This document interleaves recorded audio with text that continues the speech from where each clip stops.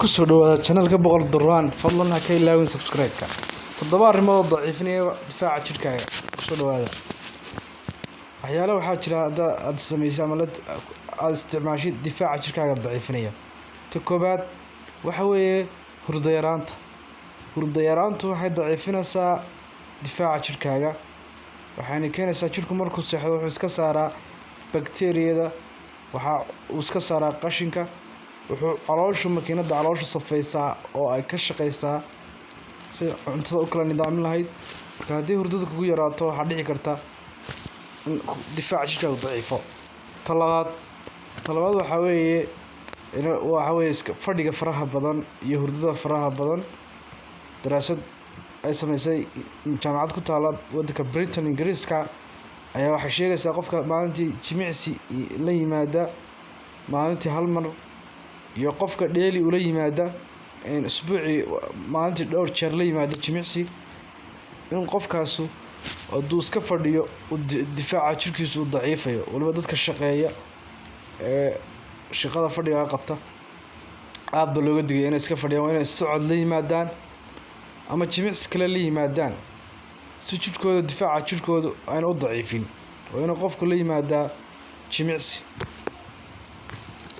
waxaa kaloo iyana arrinta qofkaas looga baahan yahay arrinta saddexaad ayana keenta in qofka jirkiisa uu difaaca jirkiisa daciifo inuu qofku dareemo kalinimadu. qofku markuu dareemo jirkiisa hormoon buu soo dayaa PX kaasoo qofka keena inuu qofku heegan galo, dabeedna uu difaaca jirku daciifo. marka kalinimadu qofku inuu iska ilaaliyaa mar walba uu la yimaadaa inuu cid iyo ehel iyo wax la joogo soona waxaas u dareemin. ta afraad waxa weeye tawaturka isku buuqa. qofku markuu shaqeynaya shaqo badan hayo culeysa isku buuqa ka yimaada, markuu isku buuqo taasuna waxay keentaa qofku inuu difaaca jirkiisa u yaraado. xitaa markuu soo baxo shaqada in isku buuqi uu sii wado oo wixii uu ka soo shaqeeyay qofka xarabo inuu siiyo oo uu aad uga sii fikirin. haddii uu isku buuqi markuu shaqada xitaa qof ka soo baxo ay sii socoto waxaa dhacaysa qofkaas inuu difaaca jirku u yaraado. arrintaasuna waa arrin yana khatar ah, waa in iska ilaaliyaa si caafimaadkeena u ilaashano. shanaad walaalayaal waxa weeye waa baruurtuna waa khatar ku tahay qofka caafimaadkiisa. qofka markuu miisaankiisa kordho waxay khatar ku tahay qofka oo systemka cuntadiisa si khaldan u cuno ayaa keenaysa in qofka baruurtiisa badato. qofka marka baruurtiisa badato yana waxaa dhacaysa in qofka uu rayskiisu bato oo cuntada si khaldan u cuno. marka waxaa la rabaa qofku inuu nidaamkiisa cuntada marka hore saxo iskana ilaaliyo baruurta badan ee zaidka ayana waxay keenaysaa in caafimaadka jirkaagu uu daciifo. marka waa inuu iska ilaalinaa baruurta faraha badan. ta lixaad walaal waxa weeye waa qofka qaata dawooyinka faraha badan ama loo isticmaalo aspiriinada, xumad jabiyaasha.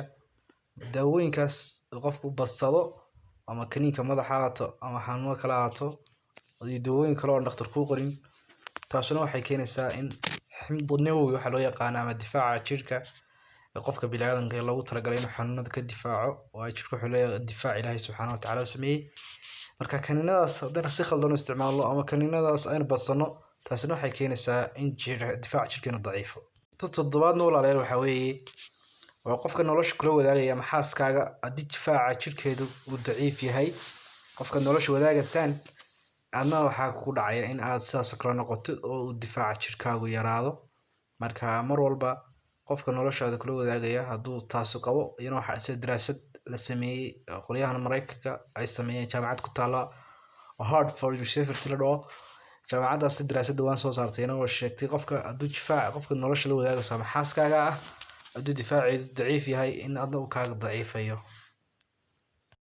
sideed waxa weeye kuxulaad waxa loo yaqaano mukhadaraadka. qofka waxyaalahan uu isticmaalo aashitada sida khamriga oo kale qofka waxyaalaha isticmaala ayana waxyaalahaas waxay daciifiyaan difaaca jirka qofka bini'aadamka ayay daciifiyaan. waxyaalaha loo yaqaano maandooriyaasha la cabo ama waxyaalaha sharaabka iyadan aashitada ku badan tahay waxaasuna waxay